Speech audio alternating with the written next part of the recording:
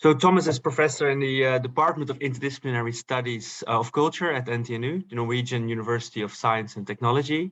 At the same time, he's the Vice Director of Entrance, the Norwegian Center for Energy Transition Strategies.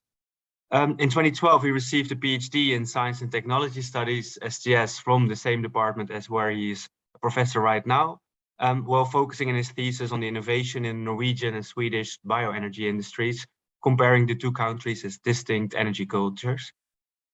His key research interests are society-wide transformation and transitions, and he aims to understand broadly how they unfold and further how one can work to make such transitions as democratic, inclusive, and responsible as possible. Underlying this is a concern for the way science, technology, and society interact, and how this tends to privilege certain voices and interests while marginalizing others. I took the liberty to highlight one particular publication that I personally like, and that's your 2014 single-authored paper in Futures called Back to the Futures, Retrospecting the Prospects of Smart Grid Technology. And I mentioned this one because I think this is a great example of how STS and transitions are or could be connected. What also brings us to the session of today, where Thomas will reflect upon the relationship between STS on the one hand and sustainability transitions research on the other hand. So Thomas, the floor is yours. Thank you for joining us. Wow, thanks a lot, and thanks for the very extensive introduction, and also thanks a lot to the team for organizing this. I'll try to share my screen. 1 second now. There we are. Hopefully you see this in presenter mode. Perfect. Yes, thanks. Excellent. Okay, so here we are. Good afternoon, and my attempt today will be to give a talk about the relationship between STS and sustainability transitions research. I've given quite a bit of thought to what my narrative should be here, so I've decided kind of on the subtitle here of engagement, frictions, and ways forward, which could kind of signal some of the content of what I'll be presenting. And Abe, you have now very nicely summed up who I am, so I don't want to spend any time on that. But it is, I think it's good that you did it, because it's always nice to sort of know the perspective of the person who kind of speaks. I'll therefore just skip this and head on into kind of overview of what I plan to do. So I'll begin with a very, very rough sketch of STS, and fair warning here is I don't really pretend to speak sort of for STS or to present full truth about what STS is. I mean, a lot of STS scholars would then become furious with me for doing that, but I'll give a rough sketch of my understanding of it at least, and then I'll sort of link that to an even rougher, I guess, sketch of sustainability transitions research. And I sort of assume, also kind of based on some email exchanges with Abe and the others, that the audience here will be more familiar with the stuff from sustainability transitions research than it will be with the stuff from STS. So therefore slightly more on the STS side.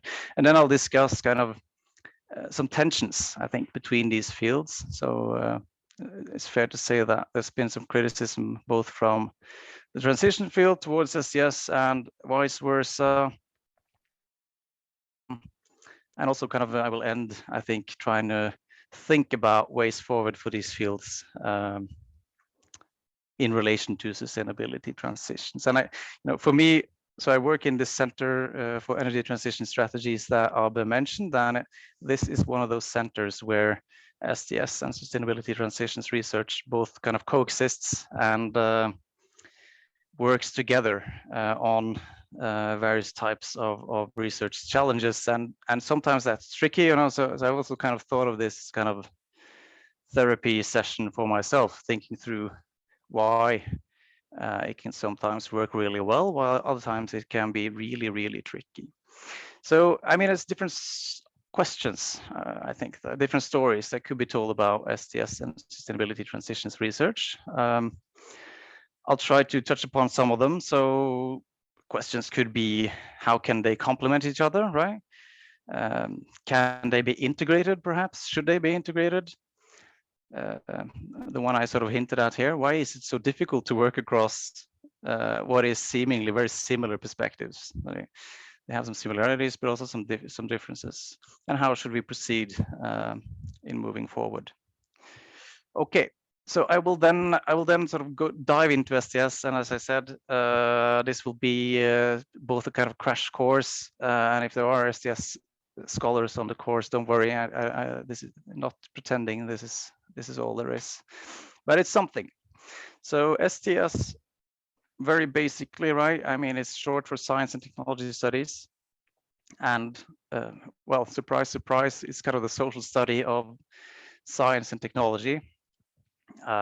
It's not the only social studies of science and technology, though. So in the past, we've had, you know, if there are sociologists on the call, you'll be familiar with characters like Robert Merton, who wrote about science, wrote about the functions of science, but also wrote about the norms that govern science, right? So you could be interested in what services is it the science fulfills in a society, what are the norms that govern scientists in their day-to-day activities. But STS then sort of moved a bit past that to looking much more closely as science as kind of part of society rather than being autonomous from it, and also really sort of diving into studying the effects that being part of a society has on the not only the university as an organizational system or science as an organizational system, but also the processes and products of science, right? So the methods and the data and the facts and all these things, pointing at those as sort of being shaped by social processes. Yeah, just to give an example of a kind of very early inspiration for STS, I'm sure some of you have been sort of exposed to Kuhn, who, and I won't dive deeply into this, don't worry, who, historicized knowledge production. So kind of pointing out that all societies, all cultures, all eras, they kind of open up and close down which kinds of questions you can ask, what kinds of things you can know. And within this, there are very, very long sort of periods of stability that he calls normal science that tends to be at certain points kind of challenged by radical ideas that leads to paradigm shifts. And point here is to say that these things aren't, necessarily logical progressions, but that there is also sort of social processes that feed into how these things unfold. And by the way, as a footnote here, this is also kind of book that can very nicely be read as a work on transition, because it is about how stable systems, in this case, knowledge production systems, are overturned and become other systems in a sense. Enough about that, and sort of on to the actual STS. I mean, so I would say kind of late 70s, early 80s, you get a lot of different theories in this field. So you got a lot of different work on science that I will not dive into here, but you get what is I guess more central to our discussions on sustainability transitions. You get a kind of turn to technology here, right? So yeah, and of course there's a link between science and technology. So some of these studies, such as this book here, The Pasteurization of France, is an example of a study that deals with the way research or science, in this case Louis Pasteur, worked sort of with society in order to diffuse his medicines, right? So it's a story about science, innovation, and diffusion. So it can be interpreted in that way, at least. Lots of theories emerging from this, sort of social construction of technology, large technical systems, active network theory are kind of examples. And I think a kind of prominent feature with STS in its development, and I guess still today, is that it's always kind of developed in opposition to some type of dominant narratives, right? So it's it's kind of tended to take this underdog role, I would say, where it challenges things like technological determinism, which is the idea that technology, some type of technology, determines what society you end up getting. So Marx is a prominent example of this, but you have kind of more modern examples, like you have the ideas of the information society, or you have these kinds of things, which posits that one technological development sort of determines the state of society. Another one is this idea of linear innovation models, where you have kind of very clear steps that you have to go through, right, from basic R&D to diffusion. And then there is this idea of autonomy of science and technology, which is pretty strong. So this idea that science or technology sort of just enters society from outside somewhere, and this also tends to be kind of accompanied with some privileged roles, right, by actors in science or actors in technology, kind of privileged roles to develop broader society from being in these seemingly autonomous roles. And also these internal explanations of success. So, why is the iPhone so popular? It's the best phone. That is kind of not a thing you're sort of allowed to say in STS. STS will say, well, it's actually about the kind of work that they've done, communicated this and enrolled actors and sort of made it the best phone in a sense. Okay, so I think from this there is a kind of next step, which is to say that there are some shared emphasis, across all. I won't dive into specific sort of STS theories here, but there are some shared emphasis across the board. One of them is this focus sort of on constructivism, which is pretty important in a transition discussions, because it kind of states that, okay, there's nothing inherently good or bad in any technologies. So what sort of ends up becoming good or bad or having good or bad consequences is related to how configurations around these technologies are made, right? So institutions, the way it's used, the processes of making the technologies, all these things. And there's a tendency to focus on the local, so the particular, the specific, can just call this by different words, I guess. And there's this kind of focus on actors, which is pretty central in most of these theories. I mean, famous slogan of actor network theory is follow the actors, right? So you have this focus on actors and action, practice, but also linking this to materiality, which is central here. And then you get to the kind of the insistence of the social and technical as inseparable. And I guess that isn't a surprise to this audience, that the world is social technical. But that can mean slightly different things in different places. One thing that we also get here is this kind of keen interest in controversies. So a lot of these STS scholars have written about, scientific controversies, but also controversies over new technologies and the ways that those play out in society between different social groups. And this shared emphasis, or this way of thinking that STS provides, it also lends itself to some pretty normative thinking, right? So there's a kind of normative focus that emerges from this kind of thinking. So when you have this kind of thinking, many of the scholars in this field, I guess, especially in the from the mid-90s onwards, they began really sort of engaging with what we call the politics of science and technology. So, and that isn't necessarily politics as it is enacted in parliaments and municipal councils and these kinds of places, but the ways that actual kind of objects, the way we shape the physical world, also enacts certain kinds of politics, and STS has often then been kind of critical of the way that objects enact politics through highlighting that, you know, the way you develop a transportation system, for instance, can have inclusionary and exclusionary mechanisms. There is a critique also kind of from STS typically emerging that there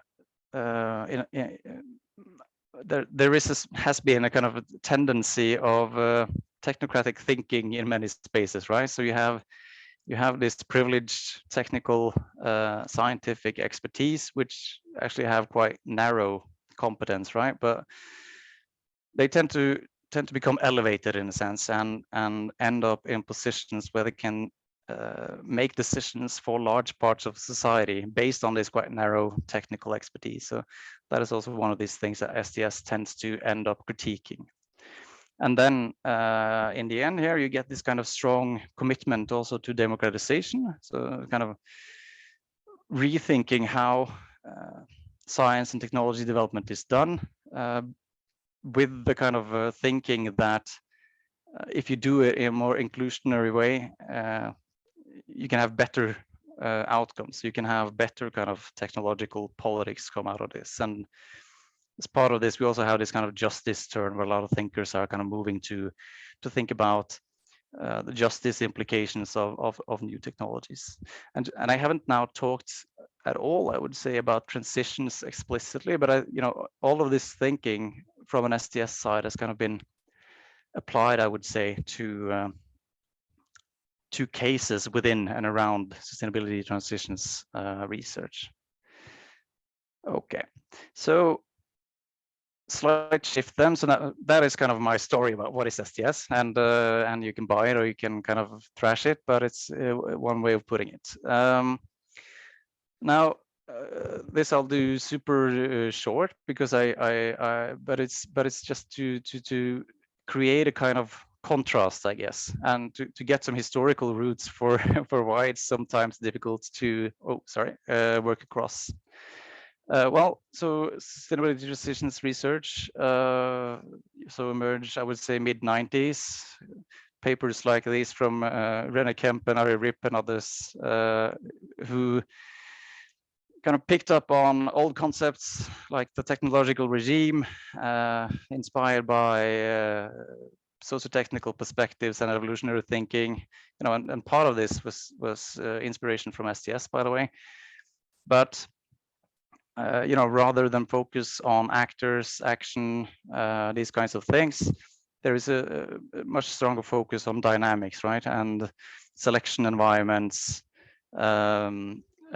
development over time, and its focus is on change at the level of kind of societal functions, I would say. So transportation and communication, housing, these kinds of things.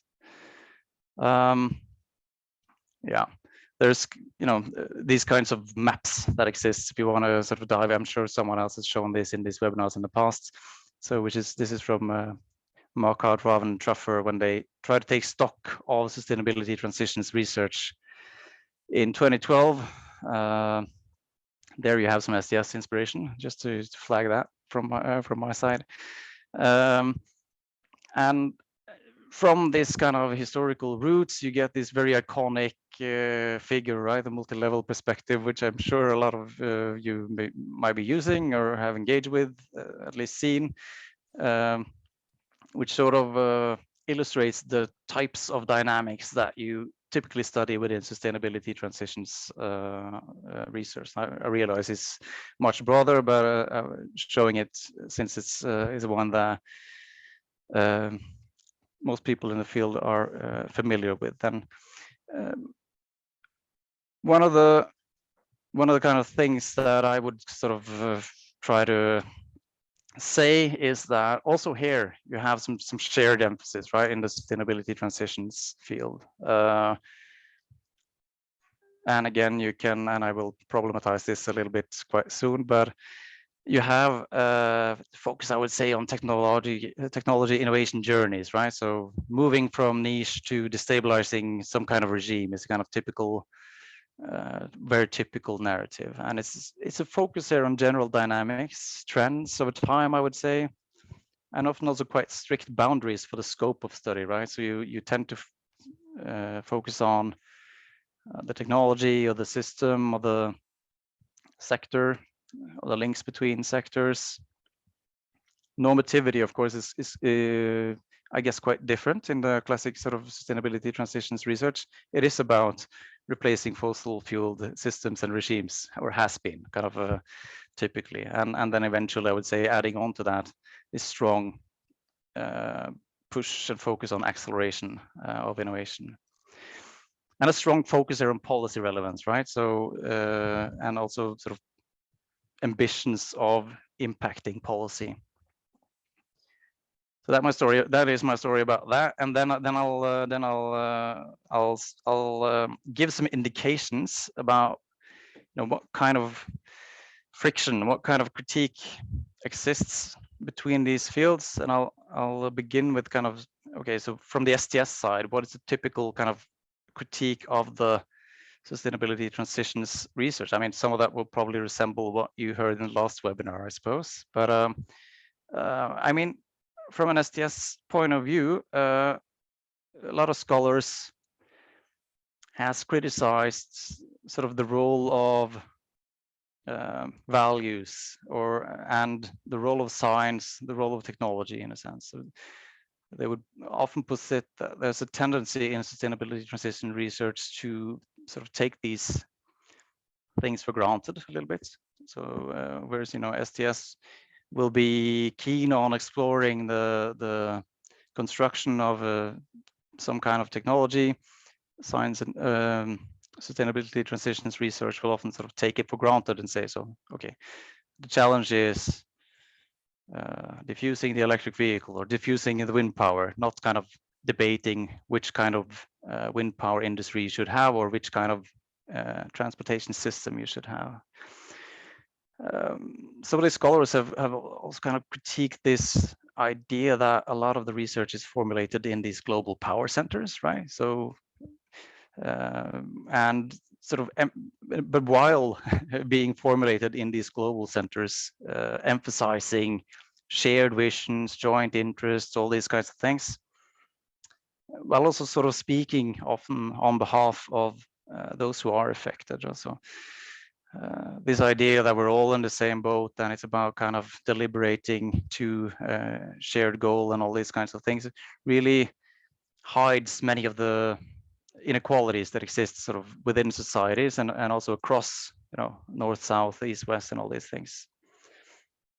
And also many of the STS scholars kind of critique often this kind of built-in technology or innovation bias. So although I said it's often about sort of going from the niche to the regime through a technology innovation journey, that often sort of builds on a kind of incumbency. So I have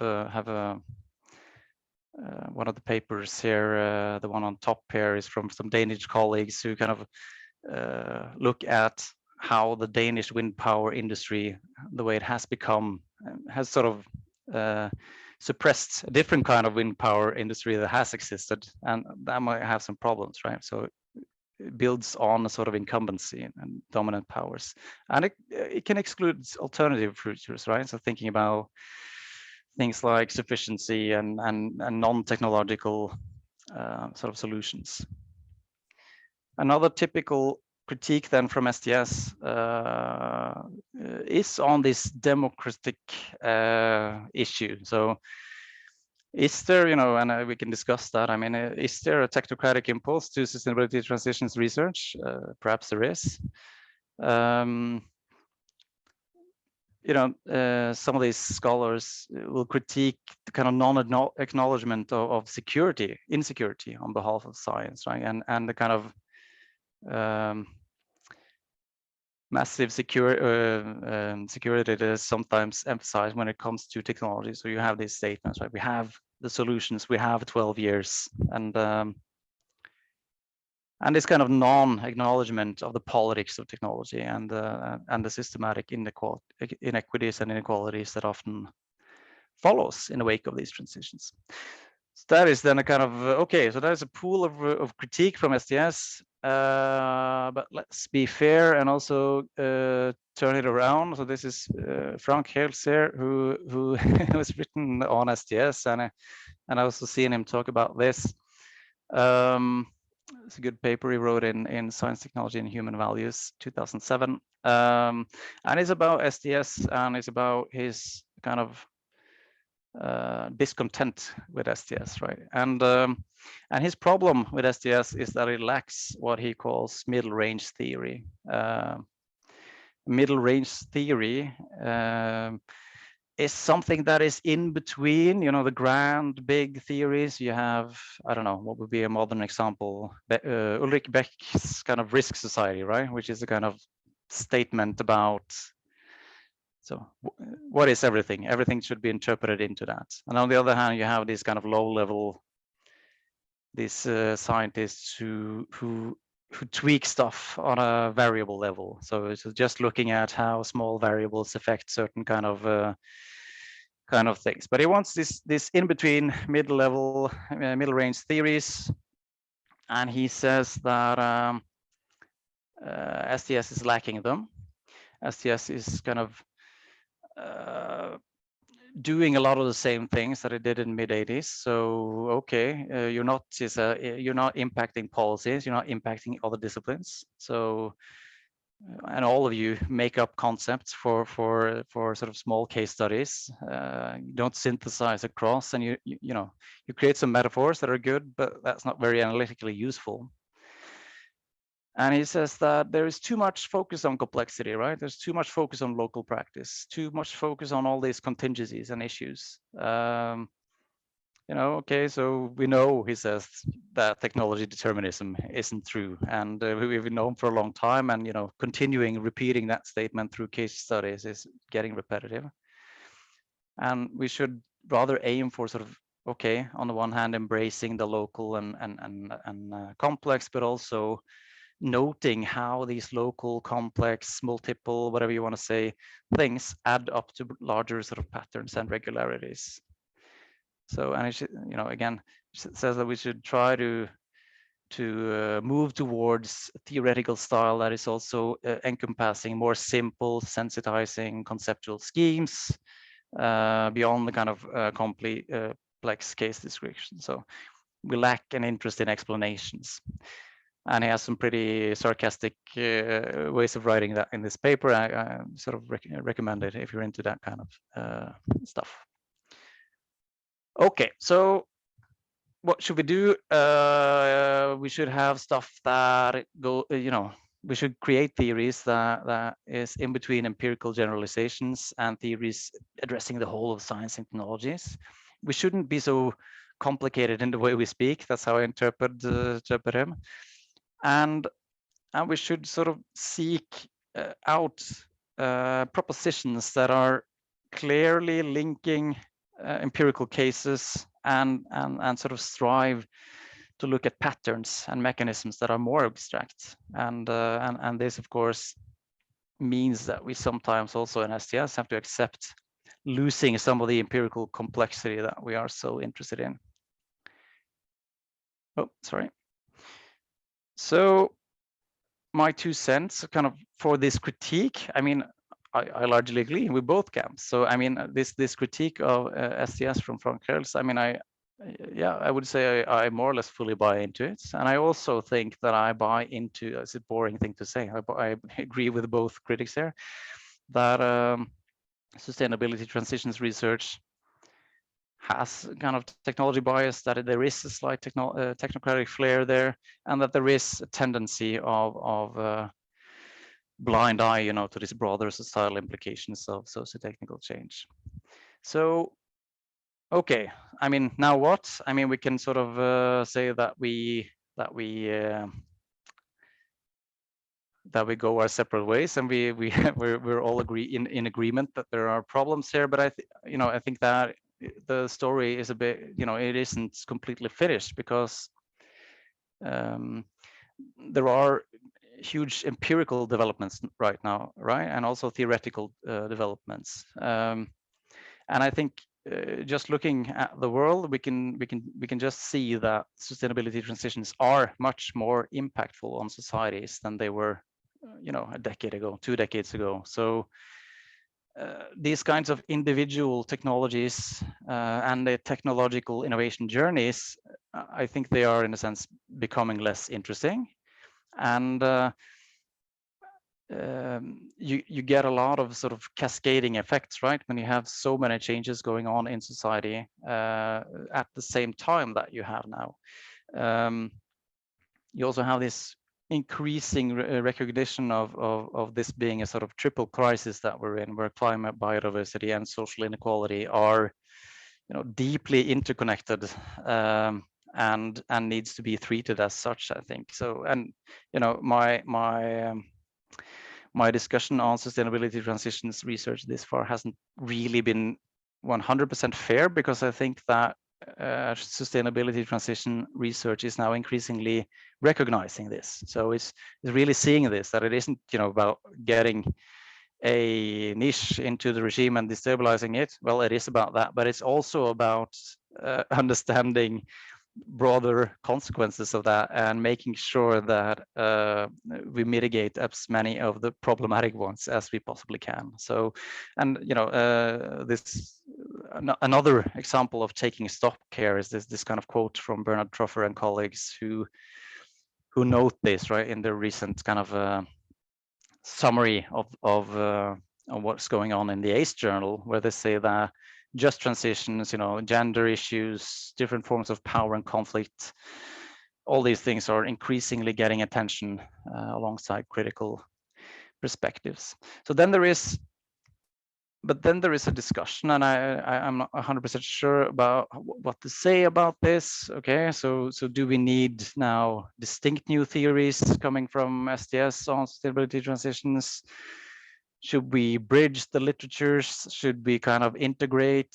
I mean, there are sort of both empirical and theoretical discussions on it, not only between STS and sustainability transitions research, but also between sustainability transitions and sort of other fields these days. And I think, just to say something towards the end here about where I think we could go.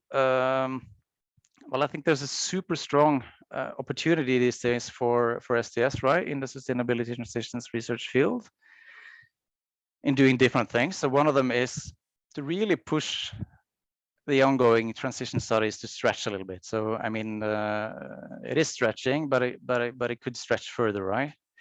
And I think there are, beyond that, I think there are very strong opportunities for bringing our concepts, bringing our ideas into sustainability transitions research, and sort of generalizing them. And this version of the MLP that I have on the right-hand side here, I think, is a good example of how this is being done, and that STS scholars could really sort of take inspiration from that. So this is by Johan Schott and Laure Kanger and Verbong from 2016, where they sort of look at the role of users in transitions, right? So it's where users have sometimes been thought about as kind of passive adopters of new technologies. This paper, I think, sort of takes on a more sort of STS-oriented sensibility, where users are thought of as active participants, not only in sort of accepting or rejecting or using or not using new technology, but also in shaping the innovation trajectories and the world around the technologies being used. And I think STS scholars could do much more of this, sort of diving into their conceptual toolboxes and seeing if there are some general lessons to be had. You could use it to bridge debates, right? So I mean, STS has had a 25, 30, 35 years of interest sort of at the intersection of innovation, controversies, user studies, and could really use that competence to bridge debates in sustainability transitions. So debates between acceleration of transitions and just transitions is just one example of such a debate, I think. And strong opportunities for theory development in general. So I'm coming to an end here. Just to sort of give it a little more vision, perhaps. I mean, I sometimes use this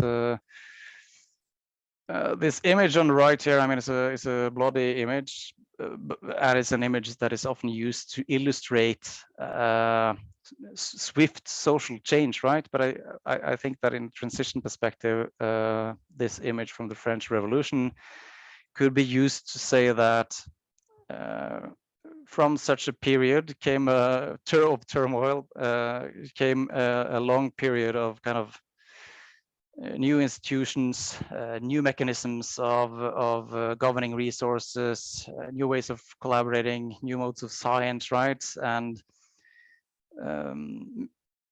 another slogan that STS has sometimes cultivated is this idea that sort of it could be otherwise, things could be otherwise, and I think there are at least some examples in sustainability transitions research of scholars that really illustrates how sustainability transitions research can be thought of as this kind of quest to get us to otherwise worlds. So I'm a big fan of this idea of Yuan Schott, who's kind of seeking for this second deep transition, right? I know he's been on here talking about that in past, where he kind of frames the challenge not as diffusing some new technologies, but really, you know, finding these new logics that societies and technologies and all these things should be governed by in order to sort of coexist with the planet in a sustainable way. So Sheila Jasanoff has some related ideas in her paper on a humble approach to energy transition, where she talks about perhaps what is needed is a kind of second enlightenment. And I think that STS scholars and potentially together, I mean, not only potentially, but together with sustainability transitions researchers, I mean, I think they can, and I think they should really embrace that task of lifting also these discussions from being about sort of sector by sector decarbonization to being about, you know, figuring out in a broader sense what it could mean to live sustainably as a set of societies. And that, I think I've kept within time, so I'm going to stop there. Yep.